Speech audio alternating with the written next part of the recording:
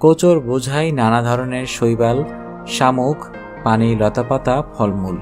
নৌকার মাঝে সেগুলো ঢেলে দিয়ে বলল, আব্বু, তোমার জন্য এনেছি। আমার জন্যে? হ্যাঁ আব্বু, খেয়ে দেখো। তোর কবে থেকে ধারণা হলো আমি শামুক খাই, পানি, লতাপাতা খাই? তুমি বলেছিলে না পানিতে কোনো খাবার নেই, সেই জন্য এনেছি। ওই কাটা কাটা ফলটা ভেঙে দেখো, ভেতরে কি মজার শ্বাস, একেবারে গাজরের মতো। থাক, আমার যখন গাজর খাবার ইচ্ছে করবে তখন কাটা কাটা আজব কোনো ফল না খেয়ে বাজার থেকে গাজর কিনে আনবো। আব্বু, তুমি খুবই বোরিং একজন মানুষ। একটা ফ্যামিলিতে এক্সাইটিং মানুষ বেশি থাকা ভালো না, একজনই যথেষ্ট। এখন বল, তুই পানির নিচে কি দেখলি? সেরিনার চোখ দুটো হঠাৎ চকচক করতে থাকে। সে 2 হাত নেড়ে বলল, তুমি বিশ্বাস করবে না আব্বু, পানির নিচে কি অসাধারণ সুন্দর। কত রকম যে মাছ তুমি চিন্তাও করতে পারবে না। শুধু মাছ না আব্বু, আরো কত রকম প্রাণী যে আছে। কত রকম প্রাণী মানে? সাপের মতন কিন্তু সাপ না, ব্যাঙের মতন কিন্তু ব্যাঙ না। এছাড়াও ভোদর আছে, পানকৌড়িকেও দেখেছি। বড় বড় মাছ ঘুরে বেড়ায়, তাদের পিছনে তার লক্ষ লক্ষ পোনা। কি যে মজা লাগে দেখতে। কত রকম গাছ, গাছের ফাঁকে ফাঁকে কত রঙিন মাছ। তোমাকে একদিন নিয়ে যেতে হবে। থাক, আমাকে নিতে হবে না, তুই গেলেই হবে। আমি আবার যাব আব্বু, আজকে কিছুই দেখা হয়নি। ঠিক আছে, আরেকদিন যাবি। আজকে বাসায় চল। চলো আব্বু।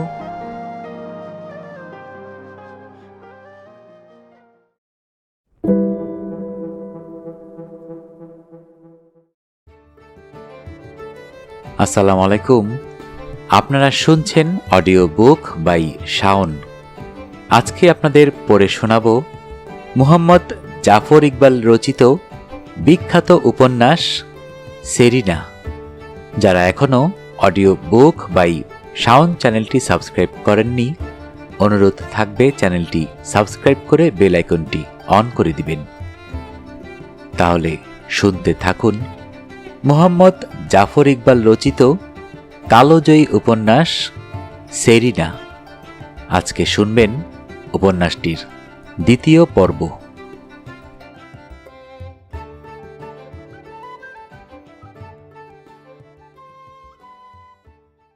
সেরিনা একটু অবাক হয়ে মেয়েটার দিকে তাকিয়ে বোঝার চেষ্টা করলো সমস্যাটা কি। মেয়েটা মেঝেতে পা ঠুকে বলল, এরকম নোংরা জায়গায় মানুষ থাকতে পারে? আমি নিজের চোখে একটা তেলাপোকা দেখেছি, এ ফ্যাট আগলি ককরোচ। নাদুস নুদুস একটা মেয়ে বলল, এই দেশের সব জায়গায় তেলাপোকা থাকে, প্রেসিডেন্টের বাড়িতেও আছে। ফর্সা মেয়েটা চোখ পাকিয়ে বলল, তুমি আমার সাথে ঠাট্টা করছো? তুমি আমাকে চিনো?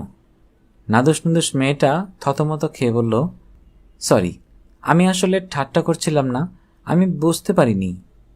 ফর্সা মেয়েটার সাথে আরও কয়েকজন আছে, তাদেরও মেজাজ খুব গরম দেখা গেল।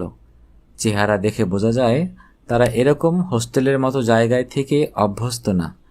এতজন মানুষের সাথে একটা ঘরে থাকতে হবে চিন্তা করেই তারা খুব বিরক্ত হয়ে উঠেছিল। তাদের দলের আরেকটা মেয়ে বলল, আমরা এখানে কেমন করে ঘুমাবো? প্রাইভেসি কোথায়? ফর্সা মেয়েটা বলল, আমি আগে জানলে আসতে রাজি হতাম না। মনে আছে যখন আমরা নেপাল গিয়েছিলাম, আমাদের 5 স্টার হোটেলে রেখেছিল? তার দলের মেয়েরা মাথা নাড়ল। একজন বলল, এখন চিৎকার করে লাভ নেই, কাল সকালে দেখা যাবে। ফর্সা মেয়েটা বলল, আমি ডেফিনেটলি এখান থেকে বের হয়ে যাব। I am not sleeping with ককরোচেস। বিছানা ভাগাভাগি করতে গিয়ে হঠাৎ করে তারা আবিষ্কার করল যে তাদের একটা বিছানা কম। তখন তারা এমন চিৎকার করতে শুরু করলো যে নিচ থেকে একজন মানুষ উপরে উঠে এলো। ফর্সা মেয়েটা পা দাপিয়ে বলল, আমরা 4 জন মানুষ 3টা বিছানা, কিভাবে ঘুমাবো? নিচ থেকে উঠে আসা মানুষটা মাথা চুলকে বলল, আজকে রাতটা ম্যানেজ করে ফেলো, কালকে একটা ব্যবস্থা করে দেব। কিভাবে ম্যানেজ করব? একজন জেগে বসে থাকবো? কালকে আমাদের কম্পিটিশন, রাত্রে না ঘুমিয়ে কম্পিটিশনে যাব? ভাগাভাগি করে ঘুমিয়ে যাও। মেয়েটা চিৎকার করে বলল, হোয়াট? এক বিছানায় 2 জন? Are you crazy? গৌরী ফিসফিস করে সেরিনাকে বলল, সেরিনা, কি হয়েছে? আমি আর ললিতা এক বিছানায় ঘুমিয়ে যাব। তুই বলে দে আমাদের একটা বিছানায় ওদের একজন ঘুমাতে পারবে। সেরিনা ফিসফিস করে বলল, তোদের অসুবিধা হবে না? গৌরী হেসে ফেলল, বলল, বাড়িতে কি আমার আলাদা বিছানা আছে নাকি? আমরা একসাথে ঘুমাই না? তাই না রে ললিতা? ললিতা মাথা নাড়ল। সেরিনা তখন ফর্সা মেয়েটাকে বলল, শোনো, আমরা 4 জন 3টা বিছানায় ঘুমাতে পারবো। তোমরা আমাদের একটা বিছানা নিতে পারো। মেয়েটা কেমন যেন থতমত খেয়ে গেল, বলল, আর ইউ শিওর? সেরিনা মাথা নাড়ল, শিওর। এরকম জটিল একটা সমস্যার হঠাৎ করে এত সহজ সমাধান হয়ে যাওয়ায় মনে হলো মেয়েটার একটু আশা ভঙ্গ হলো। সে আসলে আরও কিছুক্ষণ চিৎকার করতে চাচ্ছিল। নিচ থেকে যে মানুষটা এসেছিল সে এবার বেশ কঠিন স্বরে বলল, এবারে তোমার সমস্যা মিটেছে? ফর্সা মেয়েটা গজগজ করতে থাকে। মানুষটা গলার স্বর আরেকটু কঠিন করে বলল, দেখো, সারা দেশ থেকে মেয়েরা আসছে, নানা ধরনের ব্যাকগ্রাউন্ড থেকে মেয়েরা আসছে। আগামী কয়েকদিন সবাই মিলেমিশে থাকবে, এটা হচ্ছে আমাদের আসল উদ্দেশ্য। মনে করো না প্রতিযোগিতা করে পুরস্কার পাওয়াটা আসল উদ্দেশ্য, বুঝেছ? ফর্সা মেয়েটা আসলে সবসময় চিৎকার চেঁচামেচি করেছে এবং সবাই সবসময় তাকে সমীহ করে এসেছে। সে কোনো কিছু নিয়ে অভিযোগ করবে আর তাকে একজন উল্টো উপদেশ দেবে, এরকম কিছু সে মোটেও অভ্যস্ত নয়। রাগে মেয়েটার মুখ থমথম করতে লাগলো। রাতে ঘুমানোর সময় গৌরী আর ললিতা একসাথে শুয়ে ফিসফিস করে কথা বলছিল। সেরিনা বলল, তোরা কি নিয়ে কথা বলিস? গৌরী বলল, কিছু না। ললিতা বলল, গৌরী বলছিল তার বাড়ির জন্যে মন খারাপ লাগছে। গৌরী লজ্জা পেয়ে বলল, মোটেই বলি নেই। সেরিনা বলল, আমি আগে কোনোদিন আমার আব্বুকে ছাড়া একা থাকি নাই, আমারও আব্বুর জন্য একটু একটু মন খারাপ করছে। নার্গিস হি হি করে হেসে বলল, ধুর গাধা, আমরা যদি কালকে হেরে যাই তাহলে পরশুদিন বাড়ি যাব, তোদের এত মন খারাপ করার কি আছে? গৌরী বলল, পরশুদিন? এতদিন পরে? তার বলার ভঙ্গি শুনে অন্যেরাও হেসে উঠল। ঠিক এই সময় ফর্সা মেয়েটা খুবই কায়দার একটা ঘুমের কাপড় পরে তাদের পাশের বিছানায় ঘুমাতে এলো। মেয়েটা তাদের বয়সী, খুব বেশি হলে হয়তো 1 বছর বেশি হবে, কিন্তু মেয়েটার ভাবভঙ্গি দেখে মনে হয় সে বুঝি তাদের থেকে অনেক বড়। ঠিক সেরকম ভাব করে তাদের দিকে তাকালো, বলল, তোমরা ঘুমাবে না?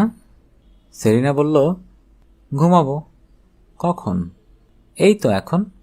ঘুমের কাপড় পরবে না? ওরা একে অন্যের দিকে তাকালো। আলাদা করে যে ঘুমের কাপড় পরে ঘুমাতে হয় সেটাও তারা জানে না। নার্গিস বলল, এইটাই আমাদের ঘুমানোর কাপড়। মেয়েটা খুবই অবাক হলো এবং সেটা গোপন রাখার চেষ্টা করলো না। জিজ্ঞেস করল, তোমরা কোন স্কুল থেকে এসেছো? সেরিনা তাদের স্কুলের নাম বলল। মেয়েটা তখন জানতে চাইল সেটা কোথায়। তারা সেটাও বলল, কিন্তু মেয়েটা জায়গাটা চিনল বলে মনে হলো না। সেটা নিয়ে সে অবশ্যই মাথা ঘামালো না। জিজ্ঞেস করল, তোমাদের স্কুলের সুইমিং পুলটা কীরকম? সেরিনা, নার্গিস, গৌরী আর ললিতা আবার একজন আরেকজনের মুখের দিকে তাকালো। নার্গিস বলল, আমাদের স্কুলে কোনো সুইমিং পুল নেই। মেয়েটা হকচকিয়ে বলল, সুইমিং পুল নাই? তাহলে তোমরা কোথায় প্র্যাকটিস করো? পুকুরে। পুকুরে? মেয়েটা এত জোরে চিৎকার করে উঠল যে শুনে মনে হলো তারা পুকুরে বলেনি, বলেছে আলকাতরায়। সেরিনা গৌরী আর ললিতার দিকে দেখিয়ে বলল, এরা 2 জন নদীর ধারে থাকে, এরা নদীতে সাঁতরায়। মেয়েটা খানিকক্ষণ ওদের মুখের দিকে তাকিয়ে থাকলো। মনে হলো ব্যাপারটা সে বুঝতেই পারছে না। খানিকক্ষণ পর জিজ্ঞেস করল, যদি তোমাদের সুইমিং পুল নাই তাহলে তোমরা কেমন করে প্র্যাকটিস করেছ? কিভাবে টাইমিং করেছ? কালকে কেমন করে কম্পিটিশনে পার্টিসিপেট করবে? সেরিনা হাত নেড়ে বলল, করব কোনো রকমভাবে। মেয়েটার কাছে পুরো ব্যাপারটাই মনে হলো খুবই আজব লেগেছে, তাই সে একটু পরে উঠে তাদের দলের অন্য যে মেয়েরা আছে তাদের কাছে গিয়ে ফিসফিস করে কথা বলতে লাগলো। মাঝে মাঝে আঙ্গুল দিয়ে সেরিনাদের দেখাতে লাগলো, তারপর হেসে কোটি কোটি হতে লাগলো। নার্গিস বলল, দেখ, আমাদের নিয়ে হাসাহাসি করছে। সেরিনা বলল, করুক। গৌরী বলল, আমার বাড়ির জন্য মন খারাপ লাগছে। ললিতা বলল, আমারও। পরদিন সকালে নাস্তা খাওয়ার পর বড় একটা বাস এসে সবাইকে স্পোর্টস সেন্টারে নিয়ে গেল। সেখানে সেরিনাদের দলের সবাই জীবনের প্রথম একটা সুইমিং পুল দেখল। কি সুন্দর টলটলে নীল পানি, দেখলেই ঝাঁপিয়ে পড়তে ইচ্ছে করে। সাঁতার দেওয়ার জন্যে আলাদা আলাদা লেন, সেখানে এক একজন এক একটা লেনে সাঁতার কাটবে। নাজমা ম্যাডাম তাদেরকে নিয়ে গেলেন রেজিস্ট্রেশন করানোর জন্যে। তাদেরকে একটা নম্বর দেয়া হলো। সাঁতার কাটার সময় সেটা বুকে লাগিয়ে রাখতে হবে। এক একজন 2টা ইভেন্টে অংশ নিতে পারবে। সেরিনারা ফ্রি স্টাইল আর রিলে সাঁতারের নাম দিয়েছে। সকালে ফ্রি স্টাইল, বিকেলে রিলে সাঁতার। সেরিনাদের দল দ্বিতীয় রাউন্ডে হেরে গেল। গৌরী প্রাণপণ চেষ্টা করল, আরেকটু হলে সে এর পরের রাউন্ডে উঠতে পারত, কিন্তু শেষ পর্যন্ত পারল না। ফর্সা মেয়েটা চ্যাম্পিয়ন হলো। তার দলের অন্যেরাও অন্যান্য ইভেন্টে খুব ভালো করল। তাদের স্কুলের টিচার মহা খুশি। নাজমা ম্যাডাম মুখ শুকনো করে ঘুরোঘুরি করতে লাগলেন। মাঝে মাঝে এসে তাদের বলে যেতে লাগলেন, তোমরা মন খারাপ করো না, কম্পিটিশনে জেতা বড় কথা না, অংশ নেওয়া হচ্ছে বড় কথা। সেরিনা কিছু বলল না। সে তো আর নাজমা ম্যাডামকে বলতে পারে না যে আসলে তাকে খুব সাবধানে সাঁতরাতে হচ্ছে, যেন কোনোভাবে কোনো পুরস্কার না পেয়ে যায়, কোনোভাবে কেউ যেন সন্দেহ করতে না পারে যে পানির সাথে তার অন্য এক ধরনের সম্পর্ক। সেরিনা ইচ্ছে করলেই এখানে যারা আছে তাদের যে কাউকে যে কোনো সময়ে হারিয়ে দিতে পারে, কিন্তু সেটা যেন না করে ফেলে, সেটা নিয়েই সাবধান থাকতে হয়। চেষ্টা করে তাকে হেরে যেতে হয়। দুপুরের পরে রিলে সাঁতার। সেরিনাদের জন্যে 3 নম্বর ট্র্যাক। 4 নম্বর ট্র্যাকে সেই ফর্সা মেয়েটির দল। সেরিনাদের দেখে মেয়েটি খিলখিল করে হেসে ফেলল, বলল, তোমাদের সুইমিং কস্টিউম নেই? সেরিনা মাথা নাড়ল, বলল, না, নেই। এই টি শার্ট পরে সাঁতরাবে? সেরিনা মাথা নাড়ল। মেয়েটা বলল, সুইমিং কস্টিউম ছাড়া একজন কেমন করে সাঁতরায়? কিনে নাও না কেন? নার্গিস বলল, আমাদের থাকলেও কেউ পড়তে রাজি হবে না। কেন? গৌরী বলল, লজ্জা করবে। মেয়েটা আবার খিলখিল করে হাসল, তারপর বলল, তোমাদের মাথাতে ক্যাপ নেই, চোখে গগলস নেই? সেরিনা আবার মাথা নাড়ল, বলল, না, নেই। চুল তোমাদের ডিস্টার্ব করে না? করে না, আমাদের অভ্যাস আছে। ফর্সা মেয়েটা বলে, তোমাদের আসলে পানিতে নামাই ঠিক হয়নি। সেরিনা ভ্রু কুঁচকে বলল, কেন? পানিতে মানুষ সাঁতার কাটে, সাঁতার কাটার নিয়ম আছে, স্টাইল আছে, তোমরা তো কিছু জানো না। নার্গিস চোখ পাকিয়ে মেয়েটির দিকে তাকালো। মেয়েটা বলল, সাঁতারের মাঝে হাইজিনের ব্যাপারও আছে। ভাগ্যিস এই পানিতে ক্লোরিন দেওয়া থাকে, তা না হলে তোমরা কোথা থেকে কি ব্যাকটেরিয়া নিয়ে আসতে কে জানে। গৌরী ফিসফিস করে সেরিনাকে বলল, মেয়েটা কি বলছে রে? মেয়েটা বলছে, আমাদের শরীরে জীবাণু থাকলেও সমস্যা নেই, সুইমিং পুলের পানিতে ক্লোরিন থাকে। গৌরী ফিসফিস করে বলল, ইচ্ছে করছে মেয়েটার মুখে খামচি দিয়ে চোখ তুলে নেই। সেরিনা বলল, আমারও। এরকম সময় নাজমা ম্যাডাম এসে বললেন, সেরিনা, তুমি প্রথম শুরু করো, যদি ভালো একটা শুরু হয় অন্যেরা উৎসাহ পাবে। সেরিনা বলল, না ম্যাডাম, আমি সবার শেষে। সবার শেষে? হ্যাঁ ম্যাডাম। তাহলে প্রথম কে? নার্গিস থাকুক। নার্গিস একটু ইতস্তত করে রাজি হলো। নাজমা ম্যাডাম ঠিক করে দিলেন, নার্গিসের পর গৌরী, গৌরীর পর ললিতা, ললিতার পর সেরিনা। নাজমা ম্যাডাম যে সাঁতারের কায়দাকানুন খুব ভালো করে জানেন তা নয়, তারপরেও কিছু গদবাঁধা উপদেশ দিলেন। তখন সবাই সাঁতারের রিলের জন্যে রেডি হলো। সুইমিং পুলের একপাশে নার্গিস আর ললিতা, অন্য পাশে গৌরী আর সেরিনা। নার্গিস ব্যাটন দিয়ে সুইমিং পুলের ওপর রেডি হলো। ললিতা একপাশে সরে নার্গিসের জন্যে জায়গা করে দিল। সবাইকে প্রস্তুত করানোর জন্যে হুইসেলের একটা লম্বা শব্দ হলো। সবাই মাথা নিচু করে রেডি হলো। এইবারে একটা তীব্র শব্দ হতেই সবাই নিজের ট্র্যাকে লাফিয়ে পড়ল। পানি ছিটিয়ে সবাই সাঁতরাতে থাকে। গৌরী উত্তেজনায় ছটফট করতে থাকে। সেরিনা গৌরীকে শান্ত রাখার চেষ্টা করে। ঘাবড়াবি না গৌরী, একটুও ঘাবড়াবি না। তোকে শুধু ব্যাটনটা ঠিক করে নিতে হবে। ব্যাটনটা ফেলিস না, তাহলেই হবে। গৌরী আশেপাশে ট্র্যাকের দিকে তাকালো। তাদের পাশের ফর্সা মেয়ের দলের মেয়েটা এর মাঝে পৌঁছে গেছে। 7 নাম্বার ট্র্যাকও চলে এসেছে। গৌরীর মনে হতে থাকে নার্গিস বুঝি পৌঁছাবেই না। শেষ পর্যন্ত পানি ঝাপটে নার্গিস পৌঁছালো। গৌরী ব্যাটনটা প্রায় ছিনিয়ে নিয়ে উল্টো দিকে যেতে থাকে। ট্র্যাকের দড়ি ধরে ফর্সা মেয়েটা জোরে জোরে কয়েকটা নিঃশ্বাস নিয়ে আর চোখে সেরিনার দিকে তাকিয়ে একবার মুচকি হাসে। সেরিনাও মেয়েটির দিকে তাকিয়ে হাসল, যেন খুব মজার একটা ব্যাপার হয়েছে। গৌরী সুইমিং পুলের আধা আধি হতেই ফর্সা মেয়ের দলের মেয়েটি গন্তব্যে পৌঁছে পরের জনকে ব্যাটন দিয়ে দিয়েছে। গৌরী পৌঁছে ললিতাকে ব্যাটন দিলেও একটু সমস্যা করে ফেলল। হাত থেকে ছুটে যেতে যেতে শেষ পর্যন্ত ব্যাটনটা ললিতা ধরতে পারল। তখন ললিতা সাঁতরে আসতে থাকে। ফর্সা মেয়েটা সেরিনাকে জিজ্ঞেস করল, তোমরা কত পজিশন পাবে বলে মনে করো? সেরিনা জিজ্ঞেস করল, তোমরা কত পজিশন পাবে? চ্যাম্পিয়ন। আবার কি, দেখছো না তাকিয়ে? সেরিনা বলল, তাই নাকি? হ্যাঁ। ফর্সা মেয়েটা বলল, তোমাদের পজিশন কি হবে আমি বলবো? বলো। লাস্ট। সেরিনা উত্তর না দিয়ে মেয়েটির মুখের দিকে তাকিয়ে মিষ্টি করে হাসল। এরকম সময়ে সেরিনা কেন মিষ্টি করে হাসছে ফর্সা মেয়েটা বুঝতে পারল না। ফর্সা মেয়েটা যখন ব্যাটন হাতে সুইমিং পুলের মাঝামাঝি পৌঁছে গেছে, তখন ললিতা সেরিনার হাতে ব্যাটনটি দিল। সেরিনা ব্যাটনটি নিয়ে ললিতার পিঠে থাবা দিয়ে বলল, সাবাস ললিতা। ললিতা ঠিক বুঝল না এত দেরি করে পৌঁছানোর কোন জায়গাটা সাবাস। সেরিনা পানিতে ডুব দিল। তারপর 2 পা দিয়ে পানিটা ধাক্কা দিয়ে হঠাৎ করে নাচের ভঙ্গিতে পা দুটো নাড়তে থাকে। হাত দুটো সামনে ধরে রেখেছে সাঁতারের ভঙ্গিতে, কিন্তু পানি কেটে আনার চেষ্টা করছে না। যারা সাঁতার কাটে তারা তাদের হাত আর পা ব্যবহার করে। সেরিনা আপাত দৃষ্টিতে তার হাতগুলো ব্যবহার পর্যন্ত করল না। সারা শরীর একটা তরঙ্গের মতো ঝাঁকুনি দিয়ে নেমে গেল। একটিবার মাথাটা পানির ওপর না তুলে সে একটা তীরের মতো করে এগিয়ে গেল। ফর্সা মেয়েটি গন্তব্যে প্রায় পৌঁছে গিয়েছিল।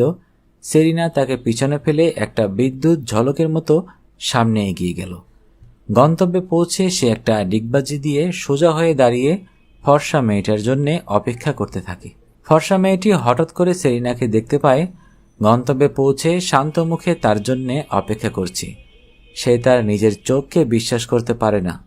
বড় বড় নিঃশ্বাস নিতে নিতে কোনো মতে বলল, তুমি তুমি তুমি সেরিনা কিছু বলল না। মেয়েটির দিকে তাকিয়ে মিষ্টি করে হাসল। মেয়েটি আবার বলল, তুমি কেমন করে? সেরিনা বলল, আমাদের শরীরের ব্যাকটেরিয়া। সেরিনার দল যখন মেডেল নিচ্ছে তখনও ফর্সা মেয়েটা সেরিনার দিকে তাকিয়ে রইল। বুঝতে পারছে না এটি কিভাবে সম্ভব। 2 দিন পর খাবার টেবিলে শামীম সেরিনাকে বলল, তোকে এত করে না করলাম কারোর চোখে পড়বি না, আর তুই এমন একটা নাটক করে ফেললি। সেরিনা বলল, আব্বু তুমি হলে আরও বেশি করতে। তুমি জানো ওই পাজি মেয়েটা আমাদেরকে কিভাবে টিটকারি মারছিল? উচিত শিক্ষা হয়েছে। মুখটা এইরকম হা হয়ে গেছে। কথা শেষ করে সেরিনা মুখটা হা করে দেখালো। শামীম সেরিনার হা করা মুখটা দেখে হেসে ফেলল, কিন্তু আবার হাসি বন্ধ করে গম্ভীর হয়ে বলল, কিন্তু তুই যে আসলে সাঁতরাসনি, তুই যে আসলে পানির টর্পেডো হয়েছিলি, সেটা কেউ লক্ষ্য করেনি মনে করিস? কোথাও ভিডিও হয়ে গেছে হয়তো। না আব্বু, এতজন পানি ঝাপটে সাঁতার দিচ্ছে, কেউ আমাকে লক্ষ্য করেনি। না করলে ভালো, কিন্তু এরকম একটা জিনিস কি লক্ষ্য না করে থাকা সম্ভব? সেরিনা বলল, লক্ষ্য করলেও ভেবেছে আমি খুব ভালো সাঁতার কাটি, তার বেশি কিছু না। কেউ বুঝেনি যে আমি ফুসফুস দিয়ে নিঃশ্বাস নিই না। শামীম বলল, সেটা অবশ্যই ঠিক, কেউ তো জানে না তুই ফুসফুস দিয়ে নিঃশ্বাস না নিয়েও থাকতে পারিস, তাই সেটা কারো সন্দেহ করার কথা না। তারপরেও সেরিনা, ভবিষ্যতে আর কখনো যেন এরকম না হয়। হবে না আব্বু, আমাকে ছুঁয়ে বল আর কখনো এরকম করবি না। সেরিনা শামীমকে ছুঁয়ে বলল, আর কখনো করব না আব্বু। তারপর হাসি হাসি মুখ করে বলল, কিন্তু আব্বু, ওই তুমি যদি ওই পাজি মেয়েটার মুখ দেখতে। শামীম বলল, আমার দেখতে হবে না, আমি খুব ভালো করে বুঝতে পারছি। সেরিনা শামীমকে ধরে আনন্দে হি হি করে হাসতে লাগলো। মেয়েটা বলল, ক্লাউস, এটা দেখো। ক্লাউস বলল, এটা কি? একটা ভিডিও। কিসের ভিডিও? একটা টিনেজ মেয়ে একটা সাঁতার প্রতিযোগিতায় সাঁতার কাটছে। এটা কেন দেখতে হবে মিশেল? মিশেল নামের মেয়েটা বলল, দেখলেই বুঝতে পারবে। মিশেল মনিটর স্পর্শ করতেই ভিডিওটা চালু হয়ে যায়। ক্লাউস দেখল হলুদ রঙের টি শার্ট পরা একটা মেয়ে রিলে সাঁতারে তার দলের সাঁতারুর কাছ থেকে ব্যাটনটি নিয়ে সাঁতরাতে শুরু করেছে। ক্লাউস অবাক হয়ে দেখল মেয়েটি একটা মাছের মতো পানির নিচে দিয়ে বিদ্যুতের মতো এক পাশ থেকে অন্য পাশে চলে গেল। ক্লাউস বলল, মেয়েটা এত দ্রুত সাঁতরায় কেমন করে? মিশেল বলল, আমি মোটেও সেটা দেখতে বলিনি। মেয়েটা অলিম্পিকের স্বর্ণ বিজয়ী থেকেও দ্রুত সাঁতরায়, কিন্তু আমি তোমাকে তার থেকে অনেক বেশি গুরুত্বপূর্ণ একটা জিনিস দেখতে বলেছি। সেটা কি? আবার দেখো, তাহলে বুঝবে। ক্লাউস আবার ভিডিওটা দেখে সোজা হয়ে বসল। বলল, মেয়েটা একবারও নিঃশ্বাস নেবার জন্য পানি থেকে উপরে মাথাটা বের করেনি? মিশেল বলল, ঠিক ধরেছ। ক্লাউস অবাক হয়ে বলল, এটা কিভাবে সম্ভব? এটা সম্ভব না। তাহলে? আমি সেটাই তোমার কাছে জানতে চাই। তুমি আমাদের জীববিজ্ঞানী। ক্লাউস বলল, এই ভিডিওটা কোথায় পেয়েছো? নেট থেকে আমাদের টিম ডাউনলোড করেছে। এটা কোথা থেকে পেয়েছে বের করে জানাবে। যে মেয়েগুলো সাঁতার দিচ্ছে তাদের চেহারায় মনে হয় ইন্ডিয়ার মেয়ে। ক্লাউস তৃতীয়বার ভিডিওটা দেখতে শুরু করে নিচু গলায় বলল, এটা সম্ভব না। এরকম প্রতিযোগিতায় শরীরে অক্সিজেন আরও বেশি দরকার। নিঃশ্বাস না নিয়ে এভাবে সাঁতরানো অসম্ভব। ক্লাউস অসম্ভব শব্দটা উচ্চারণ করার সময় টেবিলে একটা থাবা দিল। ভিডিওটা দেখা শেষ করে হঠাৎ ক্লাউস আর্ত চিৎকারের মতো শব্দ করল। মিশেল অবাক হয়ে বলল, কি হয়েছে? আমরা এখনো আসল জিনিসটাই দেখিনি। মিশেল জানতে চাইল, কি আসল জিনিসটা? কি? এই দেখো। ক্লাউস ভিডিওটাতে আঙ্গুল দিয়ে দেখিয়ে বলল, মেয়েটা সাঁতার শেষ করে তার প্রতিপক্ষের জন্য দাঁড়িয়ে আছে, মুখে একটা ঠাট্টার হাসি। মিশেল বলল, হ্যাঁ, হাসি তো থাকতেই পারে। টিনেজ মেয়ে তার প্রতিপক্ষকে হারিয়ে দিয়েছে, তার দিকে ঠাট্টার হাসি তো হাসতেই পারে। না না, আমি সেটা বলছি না। আমি বলছি এই মেয়েটার দিকে ভালো করে তাকাও, দেখো কি করে। মিশেল ভালো করে তাকালো, বলল, কি করছে? এত বড় একটা ল্যাব শেষ করেছে, এখন তার কি করা উচিত? হাঁপিয়ে যাওয়া উচিত, বড় বড় নিঃশ্বাস নেওয়া উচিত। ক্লাউস খুশি হয়ে বলল, গুড। দেখো তাকিয়ে, মেয়েটা কি হাঁপিয়ে উঠেছে, বড় বড় নিঃশ্বাস নিচ্ছে? না, মেয়েটা মুখে হাসি নিয়ে দাঁড়িয়ে আছে, বড় বড় নিঃশ্বাস নিচ্ছে না। ক্লাউস বলল, আমি আবার ভিডিওটা দেখাই, তুমি ভালো করে দেখো, এবারে স্লো মোশনে। ক্লাউস পুরো ভিডিওটা খুবই স্লো মোশনে দেখালো। দেখাতে দেখাতে জিজ্ঞেস করলো, মেয়েটা কি আদৌ কোনো নিঃশ্বাস নিচ্ছে? না, নিঃশ্বাস নিচ্ছে না। মেয়েটার বুকের দিকে তাকাও, নিঃশ্বাস নিলে বুকটা উপরে উঠে নিচে নামে। এ মেয়েটার বুক কি উপরে উঠছে নিচে নামছে? মিশেল বলল, না। মেয়েটা কি নিঃশ্বাস নিচ্ছে? না। এর চাইতে অবিশ্বাস্য কোনো জিনিস তুমি কোনোদিন দেখেছ? না, আমিও দেখিনি। এখন তাহলে কি করবে? ক্লাউস মুখ দিয়ে বিচিত্র একটা শব্দ করে বলল, মেয়েটাকে আমার চাই। মেয়েটা কোথায় থাকে, কি করে, কিছুই আমরা জানি না। তাতে কিছু আসে যায় না। আমাদের এজেন্সি পৃথিবীর যে কোনো জায়গায় যে কোনো মানুষকে যে কোনো সময় ধরে নিয়ে আসতে পারে। মেয়েটাকে ধরে এনে কি করবে? ক্লাউস হাসার মতো জিজ্ঞেস করলো। বলল, কি আবার করব? কেটে কুটে দেখব। মেয়েটার শরীরের ভিতরে কি আছে দেখা দরকার। মিশেল বলল, ঠিক আছে, একটা প্রজেক্ট বানাও। ফান্ডিং নিয়ে চিন্তা করো না, আমাদের এজেন্সির ফান্ডের কোনো সমস্যা নেই। আমি ফান্ডিং নিয়ে কখনো চিন্তা করি না। শামীম নৌকাটাকে ধাক্কা দিয়ে পানিতে নামিয়ে দেয়। তারপর নিজে ছোট একটা লাফ দিয়ে নৌকার গলুইয়ে বসে গেল। নৌকার অন্য মাথায় সেরিনা বসে শামীমের দিকে তাকিয়েছিল। সে মাথা নেড়ে বলল, ভেরি গুড আব্বু। শামীম বৈঠাটা হাতে নিয়ে বলল, কোন জিনিসটা ভেরি গুড? এই যে তুমি পানিতে আছাড় না খেয়ে নৌকাতে উঠতে পেরেছ, সেইটা ভেরি গুড। শামীম বলল, তোর ধারণা শুধু তুই পানিতে ওঠানামা করতে পারিস, আমরা পারি না? তুমি যেরকম জবুথবু, তোমাকে দেখে তো সেরকমই মনে হয়। আমার সাথে ঠাট্টা করবি না, খবরদার। ঠিক আছে, তোমার সাথে ঠাট্টা করব না। সেরিনা এক মুহূর্ত থেমে বলল, থ্যাংক ইউ আব্বু, তোমাকে অনেক থ্যাংক ইউ।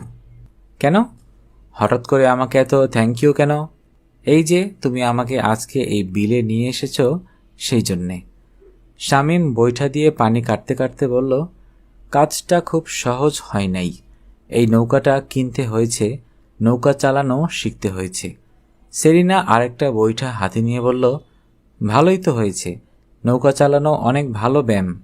তুমি তো শুধু চেয়ার টেবিলে বসে লেখাপড়া করো, তোমার ব্যায়াম করা দরকার ছিল, আজকে তোমার ব্যায়াম হবে। শামীম বলল, অনেক হয়েছে, এখন মুখটা বন্ধ কর। না আব্বু, তোমাকে আসলেই থ্যাংক ইউ। আমাদের পুকুরের তলাটা দেখতে দেখতে চোখটা পচে গেছে, ওখানে দেখার মতো কিছুই নাই। এই বিলটার কথা চিন্তা করো, কত বড় একটা বিল। এটার পানি নিচে না জানি কত কি আছে। সেটা ভালো না খারাপ আমি বুঝতে পারছি না। খারাপ কেন হবে? পানির নিচে কি আছে কে জানে। সেরিনা খিলখিল করে হাসতে হাসতে বলল, আব্বু, তুমি পানিকে এত ভয় পাও কেন? আমি মোটেও পানিকে ভয় পাই না। প্রত্যেক দিন ঘুমানোর আগে আমি 2 গ্লাস পানি খাই। সেটা ঠিক, বোতলের পানিকে তুমি ভয় পাও না, কিন্তু পুকুরের পানি, বিলের পানি, নদীর পানি, সমুদ্রের পানি তুমি ভয় পাও। শামীম মাথা নেড়ে বলল, আমি তো তোর মতো পানির নিচে থাকতে পারি না, দেখতে পারি না। তুই যখন পানির নিচে থাকিস তখন কি করিস আমি দেখতে পারি না, তাই তোর জন্যে আমার একটু ভয় লাগে। সেরিনা গম্ভীর হয়ে বলল, আমার জন্যে তুমি একটুও ভয় করো না আব্বু, পানির নিচে কেউ আমাকে কিছু করতে পারবে না। থাক, এত বড় বড় কথা বলে লাভ নেই। সত্যি আব্বু, আমার কি মনে হয় জানো? কি মনে হয়? আমি ইচ্ছে করলে পানির নিচে দিনের পর দিন থাকতে পারবো। শামীম ভ্রু কুঁচকে বলল, কি বললি? সেরিনা বলল, বলেছি যে আমি ইচ্ছে করলে পানির নিচে দিনের পর দিন থাকতে পারবো। খাবি কি? ঘুমাবি কোথায়? শুকনো জায়গায় খাওয়ার কিচ্ছু নেই আব্বু, পানির নিচে অনেক রকম খাবার, আর ঘুমানোর জন্য পানির নিচে কিচ্ছু লাগে না। আমি যে কোনো জায়গায় ঘুমাতে পারি। তুমি তো কখনো পানির ভেতরে ভেসে ভেসে ঘুমাওনি, তাই তুমি জানো না পানিতে ঘুমাতে কত আরাম। একবার পানিতে ঘুমানোর অভ্যাস হয়ে গেলে তুমি বিছানায় ঘুমাতেই পারবে না। শামীম একটু শঙ্কিত দৃষ্টিতে সেরিনার দিকে তাকিয়ে থাকে। একটু পরে বলে, কোনো কিছু নিয়ে বাড়াবাড়ি ভালো না। তোকে পানির নিচে ঘুমাতে হবে না, থাকতেও হবে না। তোর যদি পানির নিচে থাকার কথা হতো তাহলে খোদা তোকে পাঙ্গাস মাছ করে পাঠাতো। খোদা মোটেই তোকে পাঙ্গাস মাছ করে পাঠায় নাই, তোকে সেরিনা করে পাঠিয়েছে। সেরিনা খিলখিল করে হাসতে হাসতে বলল, আব্বু, তুমি এত মজা করে কথা বলতে পারো, পাঙ্গাস মাছ। শামীম চারদিকে তাকায়। আশেপাশে এখন কোনো জেলে নৌকা নেই।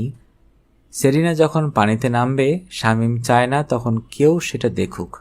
গোপনে কয়েক ঘন্টা পানির নিচে ভেসে বেরিয়ে আবার বের হয়ে আসবে।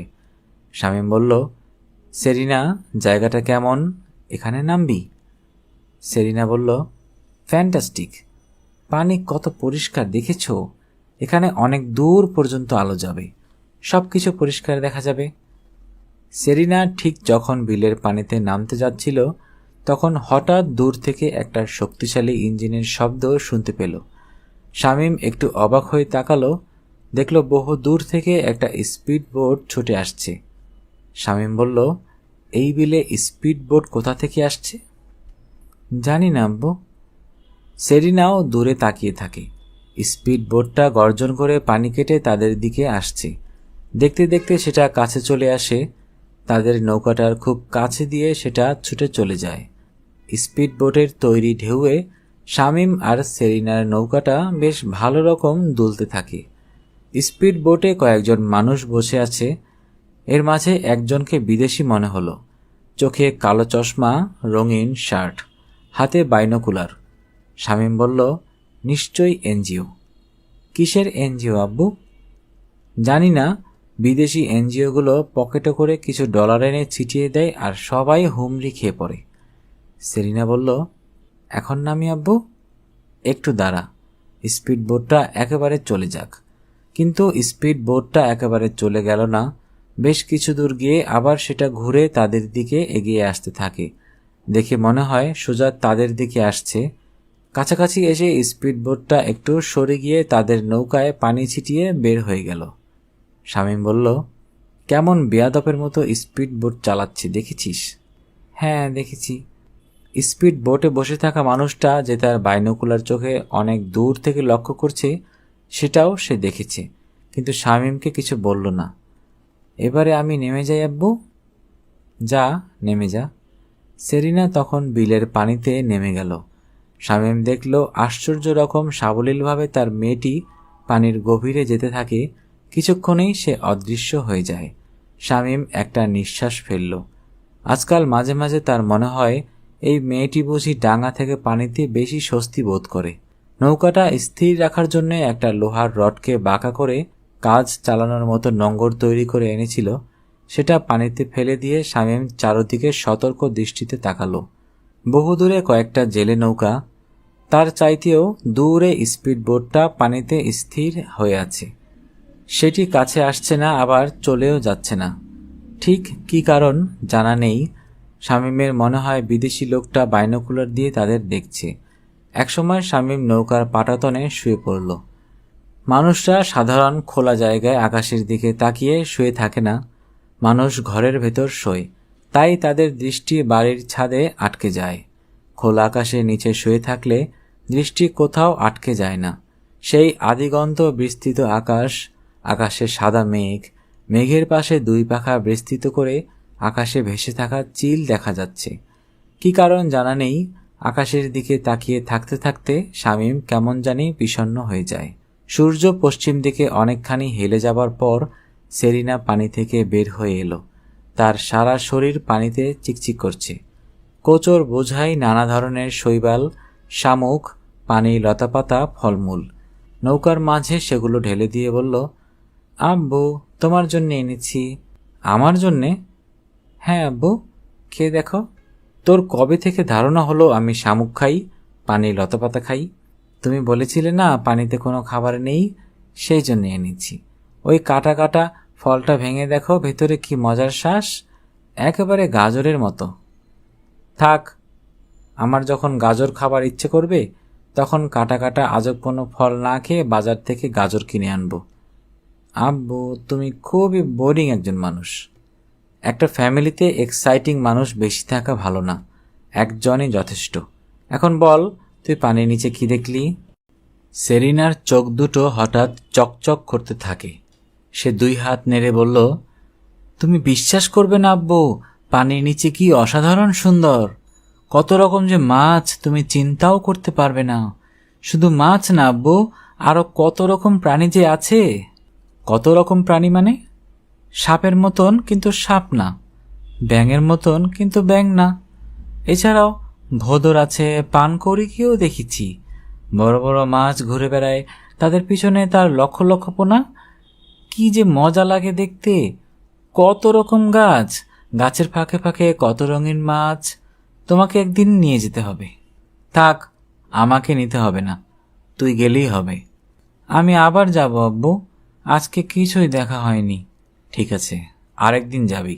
আজকে বাসায় চল। চলো আব্বু। শামীম নোঙরটা তুলে বৈঠা বেয়ে নৌকাটা তীরের দিকে নিতে থাকে। দূরে স্পিড বোটটা তখনও দাঁড়িয়ে আছে। তারা তীরে পৌঁছানোর পর স্পিড বোটটা গর্জন করে আরও দূরে অদৃশ্য হয়ে গেল। বাংলা ক্লাসটা হওয়া উচিত সবচেয়ে আনন্দের, কিন্তু সেরিনার কাছে বাংলা ক্লাসটা অসহ্য মনে হয়। ক্লাসটা পড়ান মকবুল স্যার। এই স্যারের মতো নিরানন্দ মানুষ পৃথিবীতে নাই। কথাবার্তা বলেন এমনভাবে যে শুনলেই একজন মানুষ নেতিয়ে পড়বে। মকবুল স্যার ক্লাসের মাঝামাঝি গিয়েছেন, আর তখন থেকে সেরিনা একটু পরে পরে জানালা দিয়ে বাইরে তাকাচ্ছে। তাদের ক্লাসরুমটা দোতলায়। দোতলা থেকে তাকালে বাইরে রাস্তা, রাস্তায় মানুষ, গাড়ি, টেম্পো সব কিছু দেখা যায়। মকবুল স্যারের একঘেয়ে গলার স্বর থেকে টেম্পোর হর্নের শব্দ অনেক বেশি মজার। রাস্তার দিকে কয়েকবার তাকিয়ে হঠাৎ করে মাইক্রোবাসটা সেরিনার চোখে পড়ল।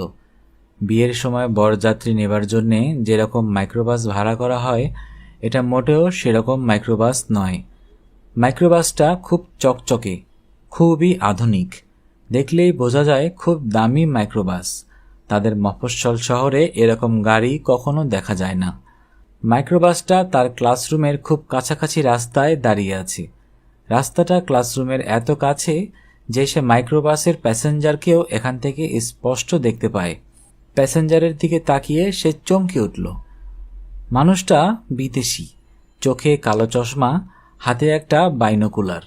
আর কি আশ্চর্য, মানুষটা ঠিক তার দিকে তাকিয়েছিল। চোখে চোখ পড়তেই মানুষটা মুখ ঘুরিয়ে নিয়েছে।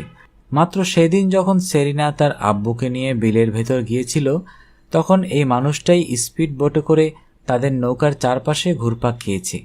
হঠাৎ করে সেরিনার বুকটা ধক করে ওঠে। তাহলে কি এই মানুষগুলো তার জন্য এসেছে? কোনোভাবে তার খবর জেনে গেছে? সেরিনা এক ধরনের আতঙ্ক অনুভব করে। কখন মকবুল স্যারের ক্লাস শেষ হয়ে গেছে সে টেরও পায়নি। সেরিনা তার ডেস্ক থেকে তার বই খাতা নিয়ে উঠে গেল। গৌরী ক্লাসের পিছন দিকে বসেছে। তার কাছে গিয়ে বলল, গৌরী, তুই একটা কাজ করবি? কি কাজ? আমার সাথে সিট বদল করবি? সিট বদল? হ্যাঁ, আমি ওই জানালার কাছে বসেছি, তুই ওখানে বস আর আমি তোর সিটে বসব। গৌরী একটু অবাক হয়ে বলল, কেন? তোকে পরে বলবো। আর তুই আরও একটা কাজ করবি। কি কাজ? জানালা দিয়ে বাইরে তাকালেই তুই দেখবি রাস্তায় একটা ঘিয়ে রঙের মাইক্রোবাস, খুবই হাইফাই মাইক্রোবাস। কি হয়েছে সেই মাইক্রোবাসের? মাইক্রোবাসটা যদি চলে যায় তুই আমাকে সিগন্যাল দিবি। কিরকম সিগন্যাল? ডান হাতটা এভাবে নাড়াবি। সেরিনা হাত দিয়ে কিছু একটা সরে যাওয়া দেখালো। গৌরী জিজ্ঞেস করল, আর যদি না যায়? তাহলে তোর কিছু করতে হবে না। যা, তুই আমার সিটে যা তাড়াতাড়ি। আর একটা কথা। কি কথা? সেরিনা বলল, মাইক্রোবাসের প্যাসেঞ্জাররা যেন বুঝতে না পারে তুই তাদের লক্ষ্য করছিস। সোজাসুজি তাকাবি না। গৌরী অবাক হয়ে বলল, আমি কিছুই বুঝতে পারছি না। তোর এখন কিছুই বুঝতে হবে না, তাড়াতাড়ি যা, এখনই রওশন ম্যাডাম চলে আসবে। গৌরী তার বই খাতা নিয়ে জানালার কাছে সেরিনার সিটে বসে চোখের কোণা দিয়ে রাস্তায় তাকালো। সত্যি রাস্তায় একটা ঘিয়ে রঙের মাইক্রোবাস। সে সরাসরি না তাকিয়ে চোখের কোণা দিয়ে মাইক্রোবাসটার দিকে তাকিয়ে থাকে। রওশন ম্যাডাম আসার 5 মিনিট পর গৌরী সেরিনাকে সিগন্যাল দিয়ে জানালো মাইক্রোবাসটা চলে গেছে। স্কুল ছুটির পর গৌরী সেরিনার কাছে এসে বলল, সেরিনা, তুই বলবি কি হচ্ছে? আমি ঠিক জানি না কিভাবে বলবো।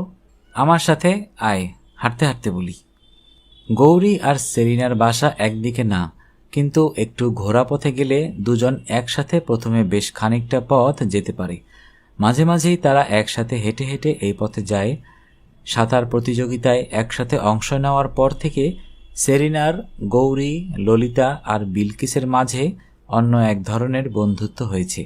প্রায় সময়ই তারা একসাথে থাকে। বিলকিসের বাসা সম্পূর্ণ অন্যদিকে হওয়ার পরও মাঝে মাঝে সেরিনা, গৌরী আর ললিতার সাথে হেঁটে হেঁটে যায়। আজকেও 4 জন একদিকে রওনা দিল।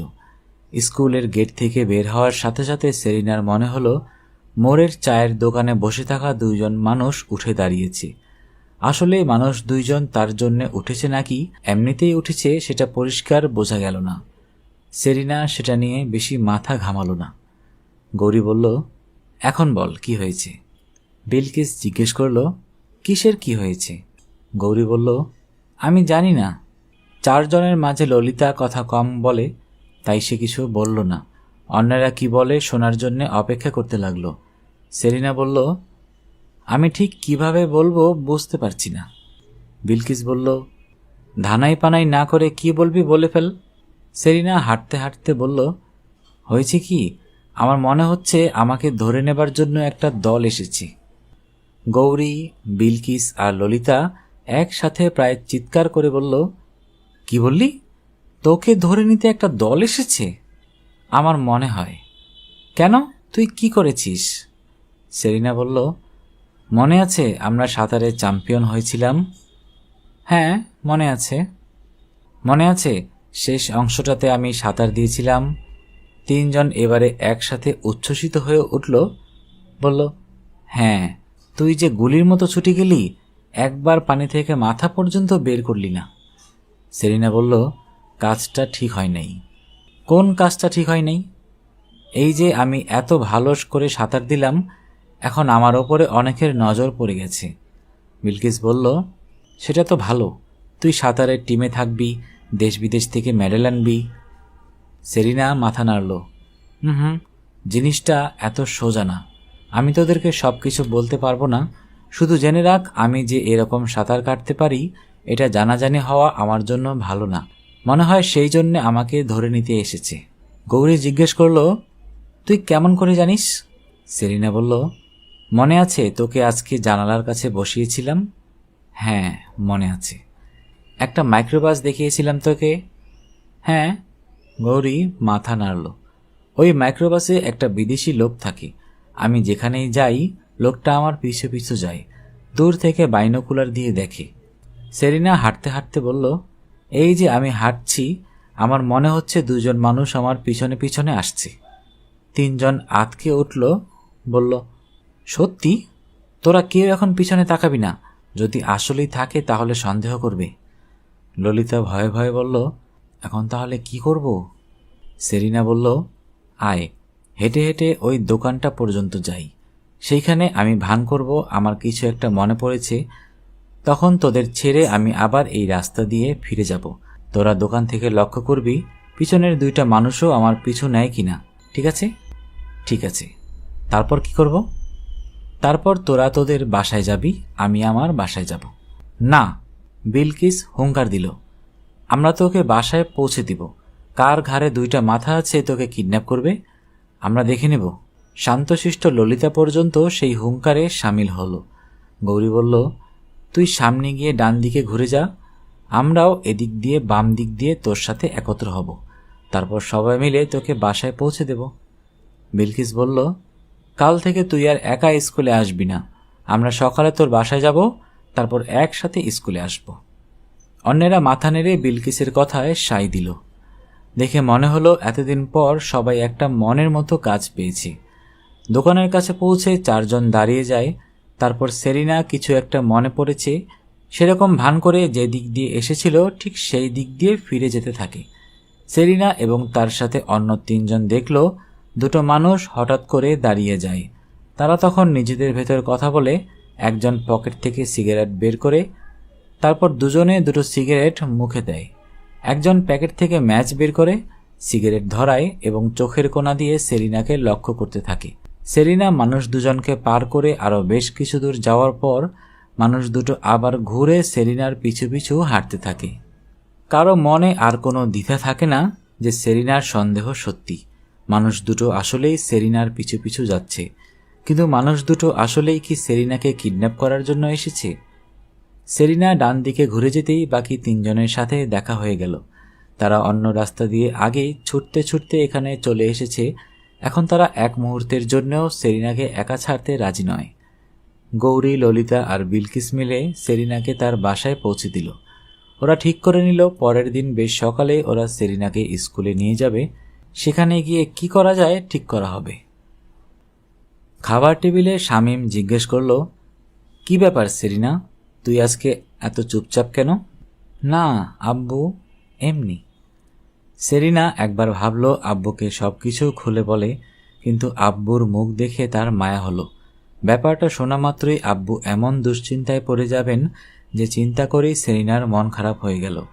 স্কুলের 3 বন্ধুর কাছে ব্যাপারটা বলে মনটা একটু হালকা হয়েছে।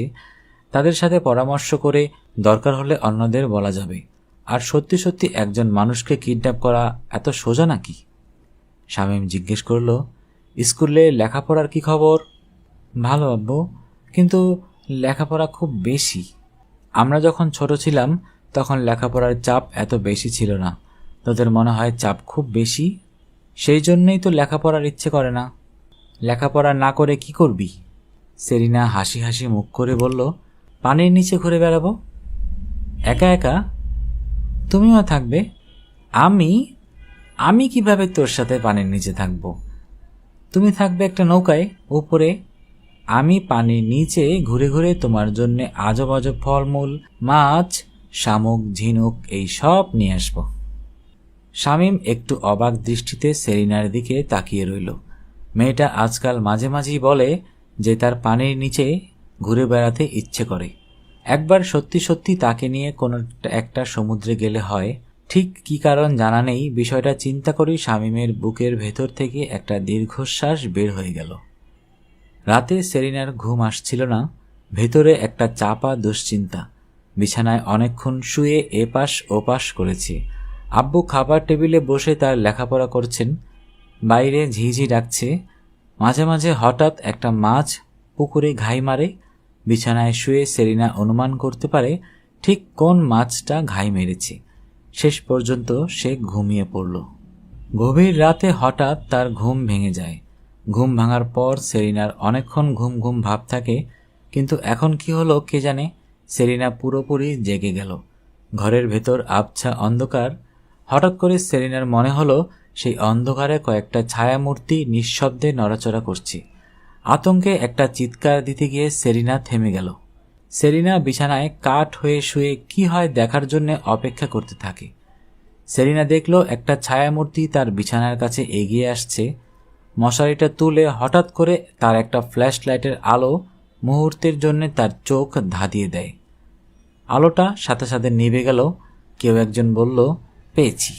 সেরিনা টের পেল পাথরের মতো একটা হাত খপ করে তার মুখ চেপে ধরে বলল, একটা শব্দ করেছ তো গুলি করে গিলো বের করে দেব। সেরিনা তার কপালে শীতল একটা ধাতব নলের স্পর্শ পেল। নিশ্চয়ই রিভলভার। ভয়ঙ্কর আতঙ্কে সেরিনার সারা শরীর শীতল হয়ে যায়। ঠিক করে সে চিন্তাও করতে পারে না।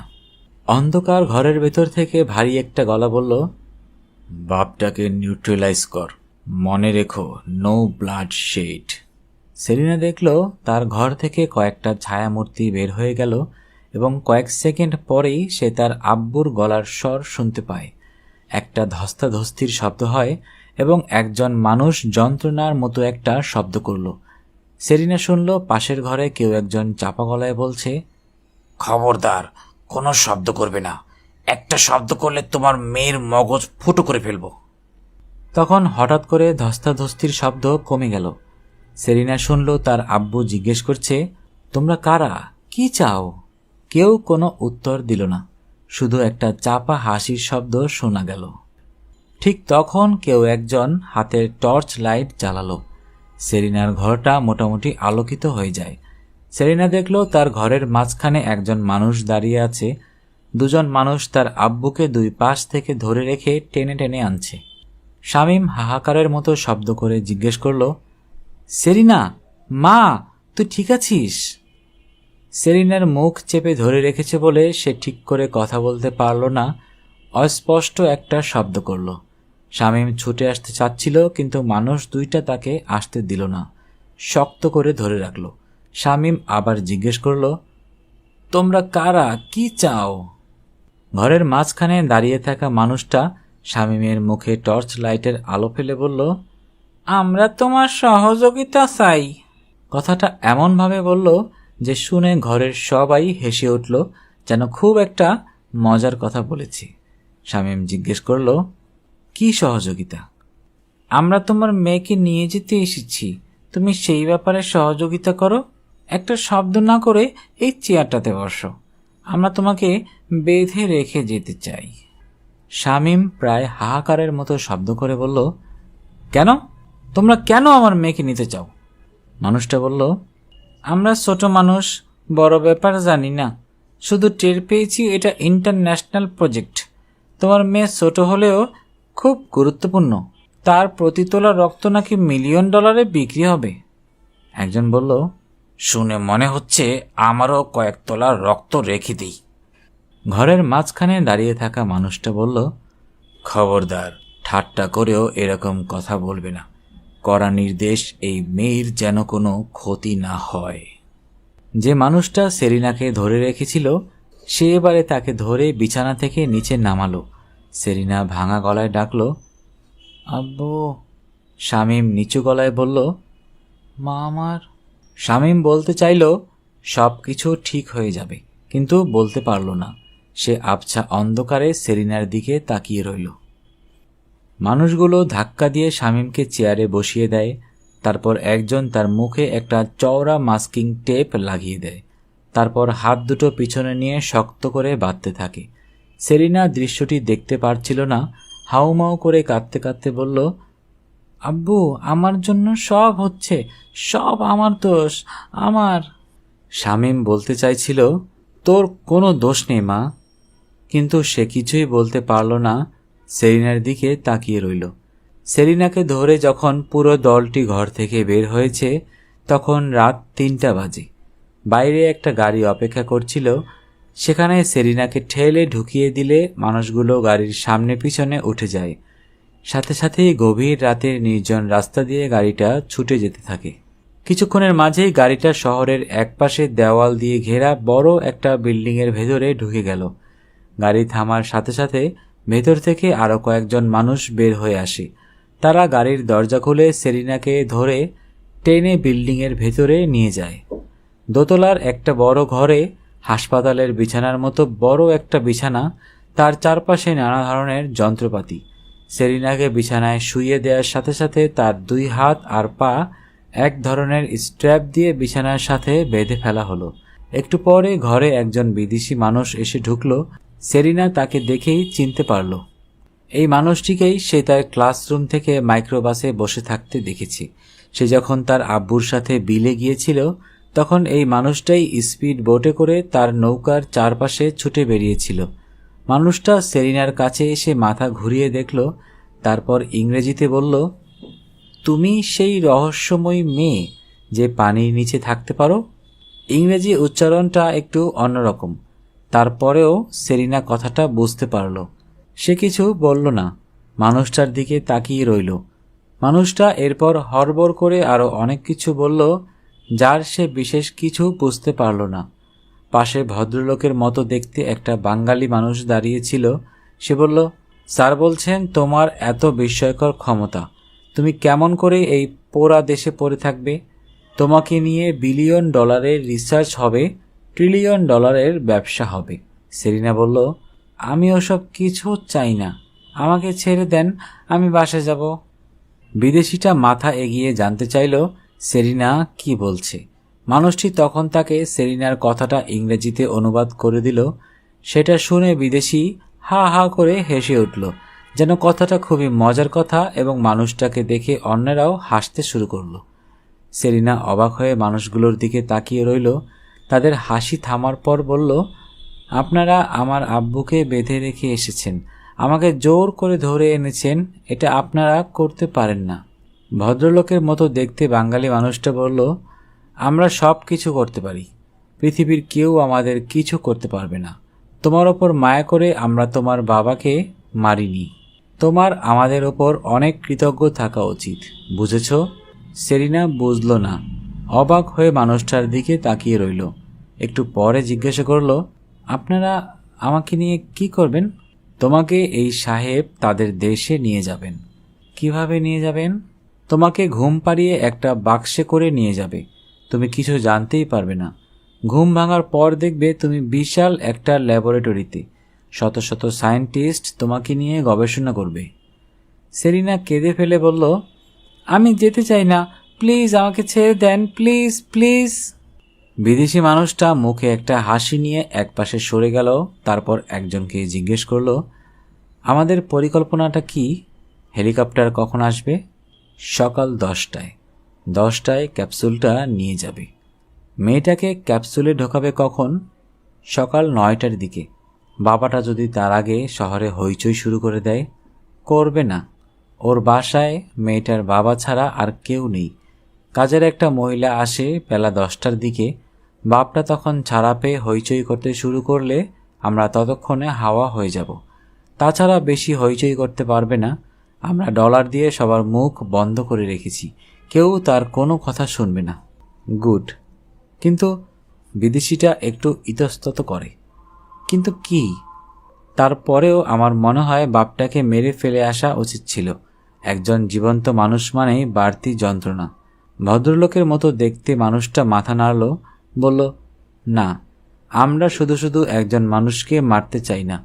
তুমি নিশ্চিন্ত থাকো, কোনো রক্তপাত ছাড়াই আমরা প্রজেক্টটা শেষ করব।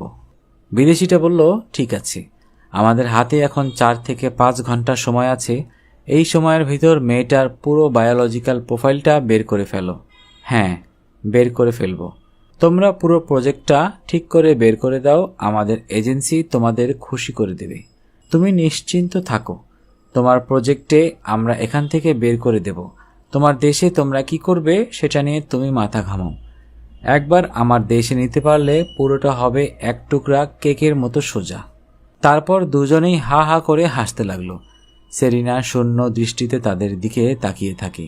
তার মনে হতে থাকে তার মাথার ভেতরে সবকিছু বুঝি শূন্য হয়ে যাচ্ছে। ভোরবেলা গৌরী আর ললিতা সেরিনার বাসায় এসে বেল বাজায়। সকালবেলা তাদের সেরিনাকে নিয়ে স্কুলে যাবার কথা। কেউ দরজা খুলল না। তখন তারা আরও কয়েকবার বেল বাজালো। এবারও কেউ দরজা খুলল না। তখন তারা কয়েকবার জোরে জোরে সেরিনার নাম ধরে ডাকল। তারপরেও কেউ দরজা খুলল না। তখন দুজনেই একটু দুশ্চিন্তায় পড়ে গেল।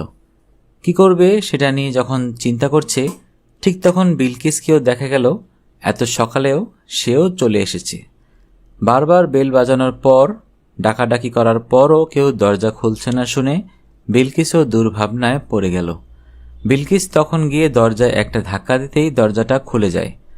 তারা সবাই তখন একজন আরেকজনের মুখের দিকে তাকালো। দরজাটা খোলা কেন? হঠাৎ করে তাদের বুকের ভেতর এক ধরনের আতঙ্ক হতে থাকে। পা টিপে টিপে তারা বাসার ভেতরে ঢুকল। ডাইনিং টেবিলের ওপর কয়েকটা বই, পাশে একটা ঘর, দরজা খোলা। অন্য ঘরটা সেরিনার। সেখানে উকি দিতেই তারা চমকে উঠল। সেখানে একটা চেয়ারে সেরিনার বাবা শামীমকে বেঁধে রাখা হয়েছে। তার মুখের মাঝে টেপ লাগানো, তাই কোনো শব্দ করতে পারছে না। তিনজন একসাথে চিৎকার করে উঠল। তারপর তারা শামীমের কাছে ছুটে গেল। বিলকিস টান দিয়ে মুখের টেপটা খুলে দেয়। গৌরী আর ললিতা হাতের বাঁধন খোলার জন্য টানাটানি করতে থাকে, কিন্তু শক্ত করে বাঁধা বলে খুলতে পারছিল না। শামীম বুক ভরে কয়েকবার নিঃশ্বাস নিয়ে বলল, সেরিনাকে ধরে নিয়ে গেছে। কে ধরে নিয়েছে? 3-4 জন মানুষ এসেছিল। শামীম ভাঙা গলায় বলল, মেয়েটা আমার কোথায় আছে, কেমন আছে? গৌরী বলল, চাচা, আমরা জানি সেরিনাকে কারা ধরে নিয়ে গেছে। শামীম চিৎকার করে বলল, তোমরা জানো? কারা? কোথায়? গৌরী বলল, দাঁড়ান চাচা, আমরা বলছি, আগে আপনার হাত পায়ের দড়িটা কেটে দিই। শামীম বলল, রান্নাঘরের টেবিলে দেখো, চাকু আছে। রান্নাঘরের টেবিল থেকে একটা বড় চাকু এনে তারা শামীমের হাত পায়ের দড়ি কেটে দিল। শামীম হাত আর পায়ে টিপে টিপে রক্ত সঞ্চালন করতে করতে বলল, কারা সেরিনাকে ধরে নিয়েছে তোমরা কেমন করে জানো? বিলকিস বলল, সেরিনা আমাদের বলেছে। সেরিনা তোমাদের বলেছে? তাহলে আমাকে কেন কিছু বলল না? শামীম অবাক হয়ে ওদের দিকে তাকিয়ে রইল। গৌরী বলল, মনে হয় আপনি দুশ্চিন্তা করবেন বলে আপনাকে বলেনি। ললিতা বলল, একটা বিদেশি লোক আছে, কালো চশমা পরে থাকে। গৌরী বলল, ওরা একটা এনজিও, শহরের শেষে যে বড় নতুন বিল্ডিং তৈরি করেছে সেইখানে আছে। তুমি কেমন করে জানো? বাবা বলেছে। এই এনজিও বিল হাওর রক্ষা করার জন্য এসেছে। আমার বাবা মাছ ধরে, ওরা বাবাদের সাথে কথা বলেছে, বাবা জানে।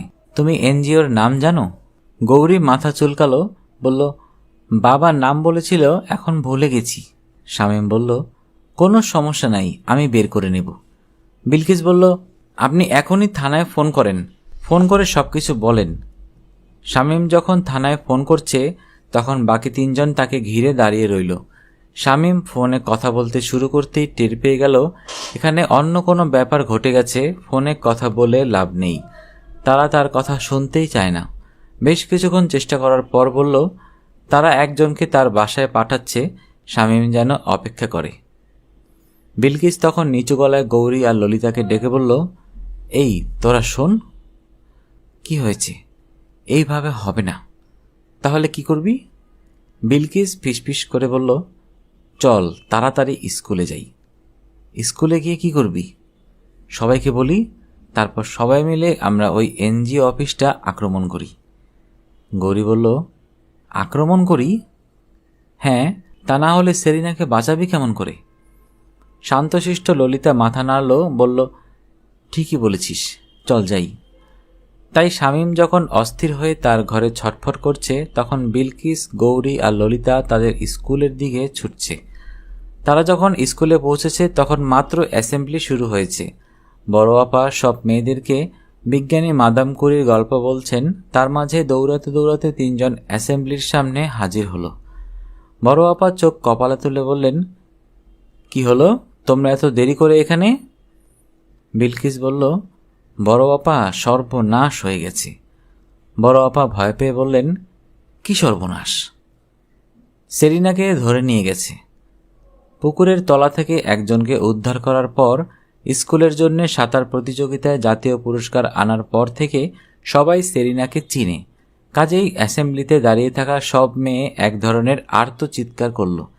বড় আপা জিজ্ঞেস করলেন, কে সেরিনাকে ধরে নিয়ে গেছে? বিলকিস বলল, একজন বিদেশি, তাদের একটা এনজিও অফিস আছে। তোমরা কেমন করে জানো? গৌরী বলল, আমরা সেরিনার বাসায় গিয়েছিলাম। সেরিনার আব্বুকে দড়ি দিয়ে বেঁধে রেখেছিল, আমরা গিয়ে ছুটিয়েছি। পুলিশে খবর দেওয়া হয়েছে? গৌরী বলল, লাভ নাই। বড় আপা ভ্রু কুঁচকে বললেন, লাভ নাই? না, পুলিশ কোনো পাত্তা দিচ্ছে না। কি বলো পাত্তা দিচ্ছে না? আমি এখনই ফোন করছি। বিলকিস মাথা নেড়ে বলল, বড় আপা, আমাদের সময় নাই। কিসের সময় নাই? সেরিনাকে বাঁচানোর। ওরা সেরিনাকে মেরে ফেলবে। কি বলছো তুমি? কেন সেরিনাকে মেরে ফেলবে? গৌরী কাঁদো কাঁদো হয়ে বলল, সেরিনার একটা বিশেষ ক্ষমতা আছে, সেই ক্ষমতার জন্য তারা তাকে ধরে নিয়েছে। ধরে কুটি কুটি করে ফেলবে। আমাদের এখনই যেতে হবে। কোথায় যেতে হবে? এনজিও অফিসে গিয়ে ঘেরাও করতে হবে। আমরা যদি না ছোটাই, কেউ সেরিনাকে বাঁচাতে পারবে না। আমাদের হাতে একটুও সময় নেই। বড় আপা, প্লিজ প্লিজ। বড় আপা কিছুই বুঝতে পারছিলেন না। খানিকটা অসহায়ভাবে মাথা নেড়ে বললেন, তোমরা কি বলছো? আমি কিছুই বুঝতে পারছি না। তোমরা এখানে কি করবে? ললিতা বলল, স্কুলের সব মেয়ে নিয়ে এনজিও অফিস ঘেরাও করে ভেতর থেকে সেরিনাকে ছুটিয়ে আনব। বড় আপা চোখ কপালে তুলে বললেন, কি বলছো তোমরা পাগলের মতো? সত্যি বলছি বড় আপা, এছাড়া আর কোনো উপায় নেই। বিলকিস তখন অ্যাসেম্বলিতে দাঁড়িয়ে থাকা হাজার খানেক মেয়ের দিকে তাকিয়ে চিৎকার করে জিজ্ঞেস করল, তোমরা আমাদের সাথে সেরিনাকে বাঁচানোর জন্য যাবে? সব মেয়ে একসাথে চিৎকার করে বলল, যাব। বিলকিস বলল, তাহলে চলো। সব মেয়ে তখন চিৎকার করতে করতে বের হতে শুরু হলো। বড় আপা বললেন, দাঁড়াও দাঁড়াও, আগেই যেও না। কিন্তু ততক্ষণে সবাই স্কুল থেকে বের হয়ে বিলকিস, গৌরী আর ললিতার পিছু পিছু ছুটতে শুরু করেছে। দেখতে দেখতে শহরের রাস্তাঘাটের যত গাড়ি, টেম্পো, রিক্সা, স্কুটার আছে সব থেমে গেল, আর তার ভেতর দিয়ে শত শত মেয়ে ছুটতে লাগলো। সেরিনাকে একটা কমলা রঙের জাম্প স্যুট পরানো হয়েছে। তার কপালের দুই পাশে দুইটা মনিটর লাগানো। সাদা অ্যাপ্রন পরা একজন মানুষ হাতে একটা সিরিঞ্জ নিয়ে সেরিনার কাছে এগিয়ে গেল। সেরিনা ক্লান্ত গলায় জিজ্ঞেস করল, এটা কি? তোমাকে ঘুম পাড়িয়ে দেওয়ার জন্য একটা ইঞ্জেকশন। কেন আমাকে ঘুম পাড়িয়ে দিচ্ছেন? তোমাকে ঘুম পাড়িয়ে তোমার শরীরটা শীতল করে ফেলা হবে, তুমি কিছু টের পাবে না। সেরিনা স্থির চোখে সাদা অ্যাপ্রন পরা মানুষটার চোখের দিকে তাকিয়ে বলল, আপনাকে এই কাজ করার জন্যে কত টাকা দিয়েছি? মানুষটির মুখের মাংসপেশি শক্ত হয়ে গেল। বলল, তুমি নড়বে না। সেরিনা বলল, আপনার ছেলে মেয়ে আছে? আমাকে শেষ করে দেওয়ার জন্যে আপনাকে যে টাকা দিবে সেই টাকা দিয়ে আপনি আপনার ছেলে মেয়েদের খেলনা কিনে দিবেন, তাদেরকে শিশুমেলা নিয়ে যাবেন? মানুষটা কঠিন গলায় বলল, তুমি বেশি কথা বলবে না মেয়ে। ঠিক তখন জানালার কাঁচ ভেঙে ঘরের ভেতর প্রথম একটা ঢিল এসে পড়ল। তারপর একটার পর একটা ঢিল পড়তে লাগলো এবং সাথে সাথে অসংখ্য মেয়ের কণ্ঠের চিৎকার শোনা যেতে লাগলো। বিদেশি মানুষটা দৌড়ে ঘরে এসে ঢুকলো, ইংরেজিতে জিজ্ঞেস করলো, কি হয়েছে? ঘরের ভিতর আরও যেসব মানুষ আছে তারা সাবধানে জানালা দিয়ে উকি দিয়ে ভয় পাওয়া গলায় বলল, বুঝতে পারছি না, হাজার হাজার মেয়ে লাঠি সোটা ঢিল নিয়ে আক্রমণ করছে। কেন? বুঝতে পারছি না, মনে হয় এই মেয়েটাকে নিয়ে যেতে এসেছে। এরা কেমন করে জানলো মেয়েটা এখানে আছে?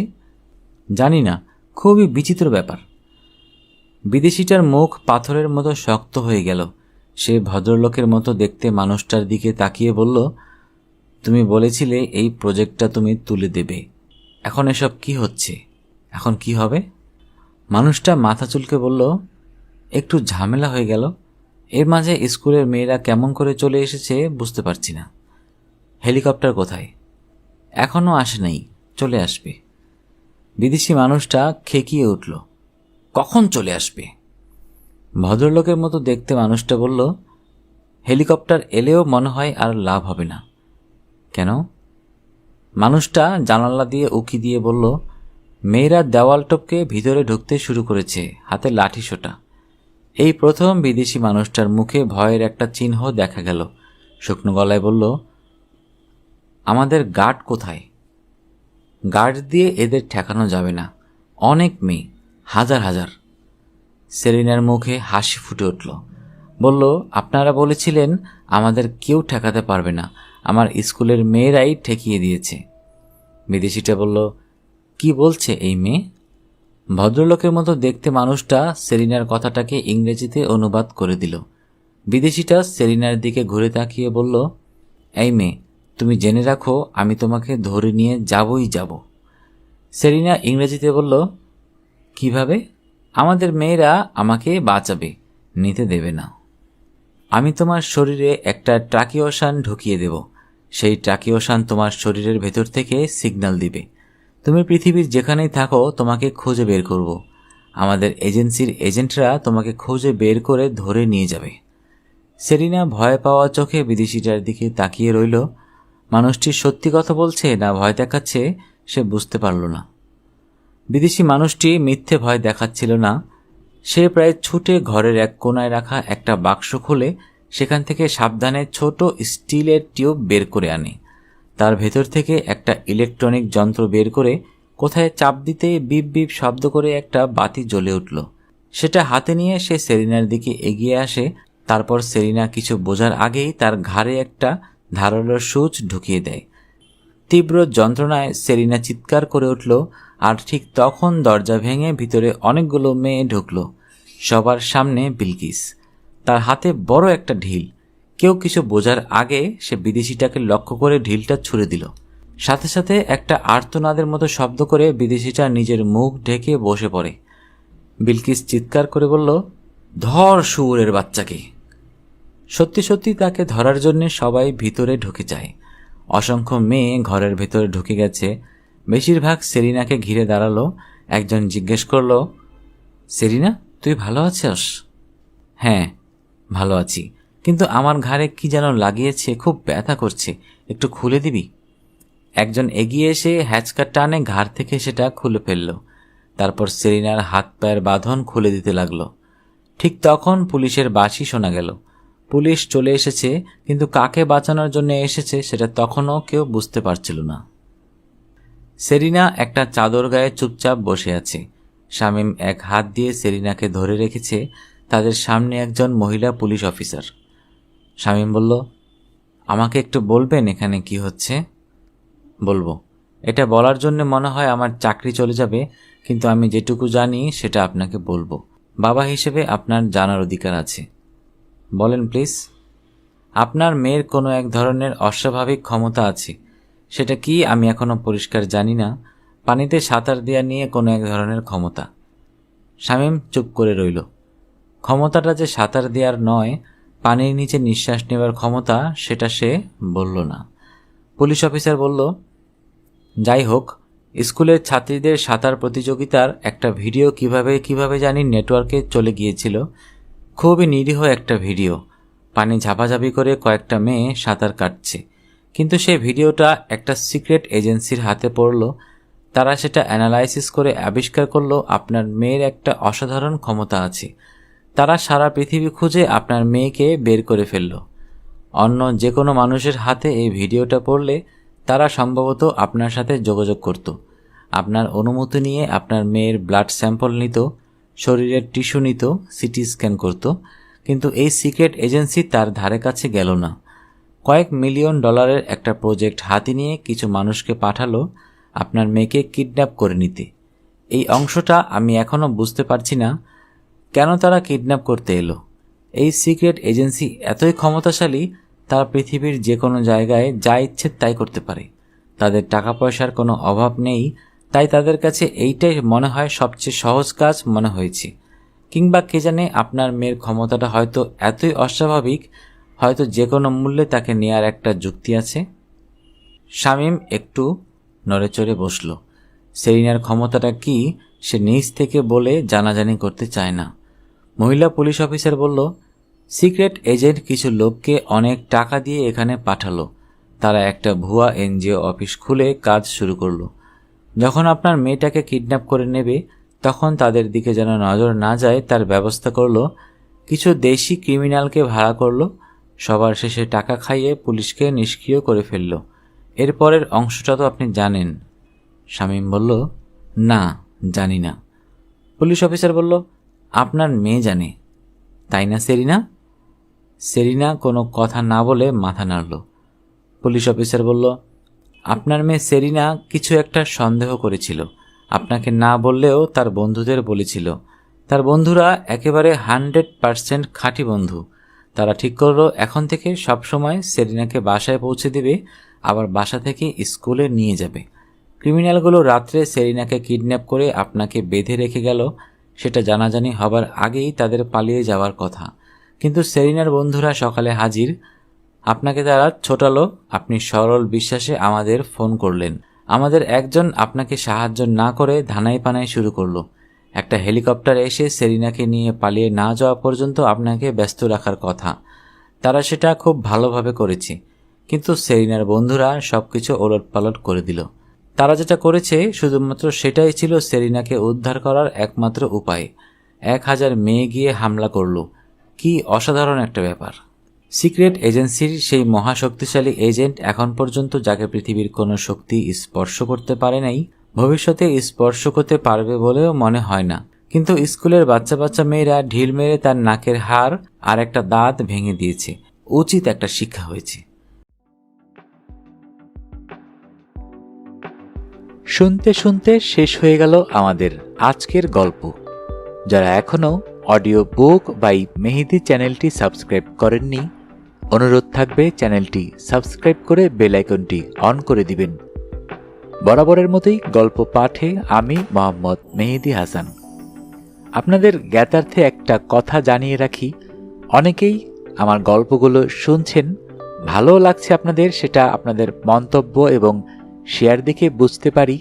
তবে আপনারা সাবস্ক্রাইব করছেন না, এটা কিন্তু খুবই দুঃখজনক ব্যাপার। অনেক কষ্ট করে আপনাদের জন্য গল্প উপহার দেওয়ার চেষ্টা করি। যদি ভালো লেগে থাকে তাহলে অবশ্যই বন্ধুবান্ধব এবং পরিবার পরিজনদের সবার সাথে শেয়ার করবেন এবং আমাকে সাপোর্ট করবেন। এবং অবশ্যই মনে করে সাবস্ক্রাইব করতে ভুলবেন না যেন।